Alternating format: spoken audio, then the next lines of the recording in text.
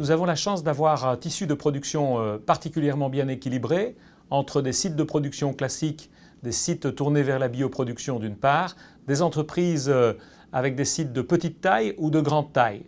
On a des pôles d'excellence et enfin on a surtout des grands standards de qualité. Que l'on regarde les études ou qu'on regarde la réalité d'ailleurs lorsqu'on se rend sur le terrain, je pense qu'on peut identifier trois risques essentiellement. Le premier, c'est un risque tout d'abord de vieillissement des installations. Le deuxième, c'est un risque qui est un risque de vieillissement des molécules que nous produisons dans nos installations. Et le troisième est une conséquence ou une aggravation, c'est un risque de perte de compétitivité, aussi bien du point de vue d'ailleurs de l'attractivité d'un site français par rapport au reste du monde, que d'un point de vue d'ailleurs de productivité.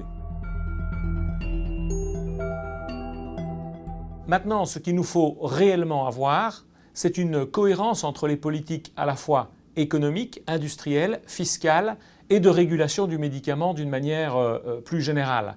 Notre industrie a un caractère stratégique certes, mais ce caractère stratégique est très dépendant de la masse critique qu'on y met.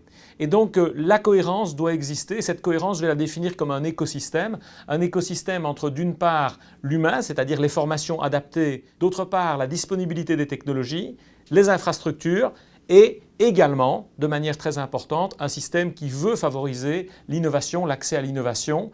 Et donc on a un travail important à faire entre industriels et politiques pour assurer cette cohérence. Alors dans notre cas, nous avons fait un virage vers la bioproduction et je devrais dire la bioproduction des injectables avec une série d'investissements importants et conséquents dans le temps qui nous permettent d'augmenter à la fois la productivité, la qualité et la sécurité. Très concrètement aujourd'hui, on exporte plus de 95% de notre production notamment vers des pays comme la Chine. Donc c'est possible, mais ça nécessite évidemment une série d'efforts, de mobilisation et d'investissement.